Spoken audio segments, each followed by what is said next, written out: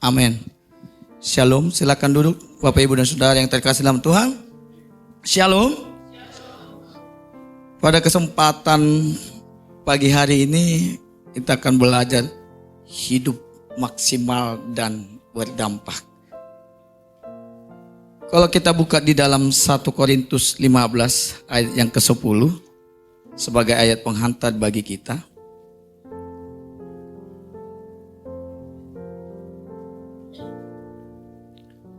1 Korintus 15 ayat yang ke-10.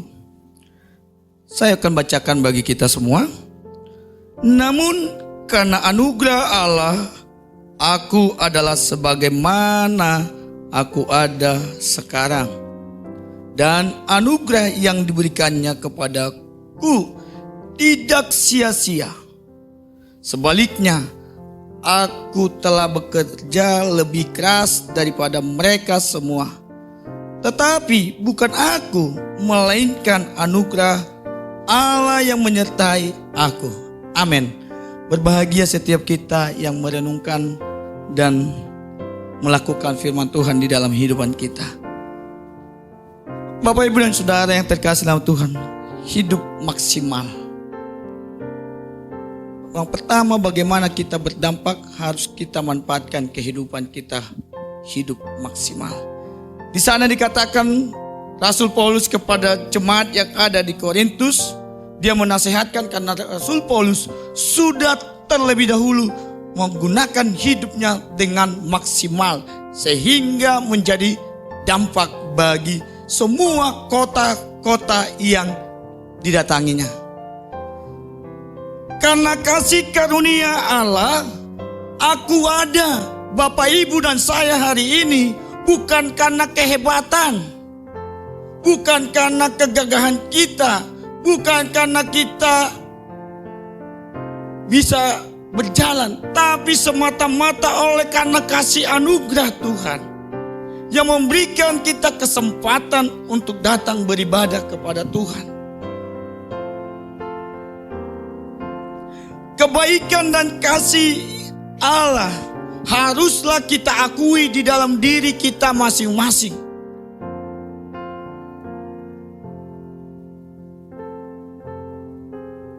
Bekerja, oleh sebab itulah kita harus maksimalkan kehidupan kita.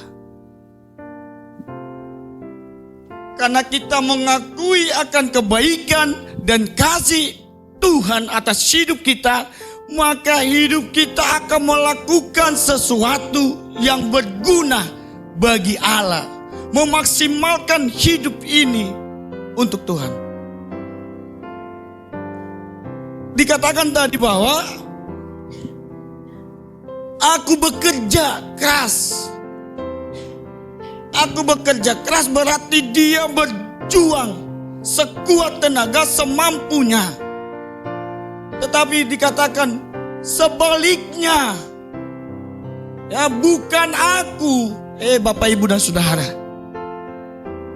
untuk melakukan apa yang menjadi kehendak Allah, apa yang menjadi standar Allah, bukan karena kita, tetapi apa? Karena kasih anugerah Tuhan. Dikatakan bukannya aku, melainkan kasih karunia Allah yang menyertai hidup kita. Terkadang hidup kita penuh dengan tantangan yang membuat hidup kita tidak maksimal di hadapan Allah, ya sehingga hidup kita tidak berguna bagi orang lain. Padahal Tuhan datang ke dunia membawa kasih, membawa dampak. Bapak, Ibu, dan Saudara tahu berapa lama Yesus ada di muka bumi? Hanya 33 tahun. Tapi lihat, dikenang.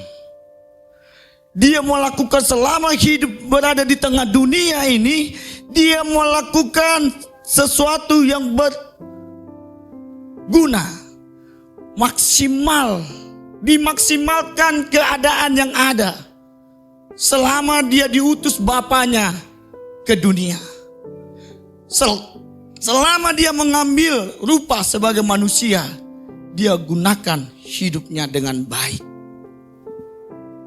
Kita pun adalah umat tebusannya. kita sudah ditebus, kita sudah diangkat dari kematian kepada kehidupan. Lalu apa yang kita lakukan? Apakah kehidupan yang sia-sia yang kita perbuat, atau hidup kita jadikan hidup yang maksimal berguna bagi kemuliaan Allah?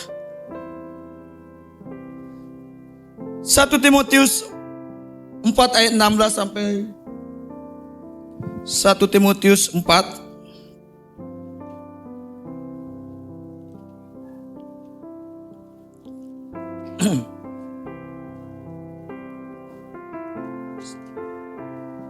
1 Timotius 4 ayat yang 11 sampai 16 saya bacakan bagi kita. Beritakanlah dan ajarkanlah semuanya itu. Janganlah seorang pun menganggap engkau rendah hati karena engkau muda. Jadilah teladan bagi orang-orang percaya, dan dalam perkataanmu, dalam tingkah lakumu, dalam kasihmu, dalam kesetiaanmu, dan dalam kemurnianmu. Sementara itu sampai aku datang, bertekunlah dalam membacakan kitab suci, membangun dan mengajar. Jangan lalai dalam mempergunakan karunia yang ada padamu, yang telah diberikan kepadamu melalui nubuatan dan dengan penumpangan tangan sidang penatua. Perhatikanlah semuanya itu, hiduplah di dalamnya supaya kemajuanmu nyata kepada semua orang. Awasilah dirimu sendiri dan ajaranmu. Bertekunlah dalam semuanya itu, karena dengan berbuat demikian engkau akan menyelamatkan dirimu dan semua orang yang mendengar engkau. Bapak, Ibu, dan Saudara yang terkasih, hidup yang maksimal itu harus hidup yang menjadi berkat. Hidup maksimal bukan karena kekuatan kita. Orang kebanyakan mengeluh untuk melakukan segala sesuatu. Orang yang hidup maksimal tidak pernah mengeluh. Orang yang hidup maksimal tidak pernah berkata, saya aja.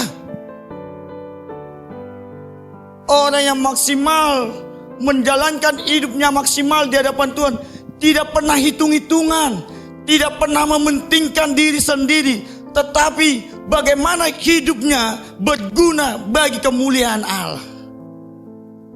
Sebab apa, Bapak, Ibu, dan Saudara yang terkasih dalam Tuhan? Karena hidup kita adalah pribadi-pribadi yang berbuah. Kita ditebus, kita diselamatkan, maka kita harus menghasilkan buah. Bapak, Ibu pasti tahu kisah pohon ara, ya kan? Ketika pohon itu tidak berbuah, apa yang dikatakan Yesus? Potong. Yesus pada waktu itu sedang dalam perjalanan, lalu dilihat buah, tidak mengeluarkan buah. Dilihat pohon itu, dia mau menikmatinya, namun tidak menghasilkan buah. Akhirnya apa bilang? Tuhan katakan, potong itu, tebang itu. Hidup kita adalah pribadi yang akan menghasilkan buah. Kenapa? Karena kita adalah ranting-rantingnya. Tuhan yang menjadi pokoknya, kita adalah rantingnya, di mana kita akan menghasilkan buah sehingga hidup kita maksimal dan membawa dampak. Apa itu? Buah kita dinikmati oleh orang lain. Rasanya manis, maka dinikmati dengan baik oleh orang lain. Rasanya asam, akan dibuang. Pohon ranting yang tidak menghasilkan buah akan dipotong. Hidup maksimal, hidup berguna bagi Allah. Karena pohon itu tidak berguna bagi Allah, maka dipotong. Hati-hati Bapak, Ibu, dan Saudara yang terkasih.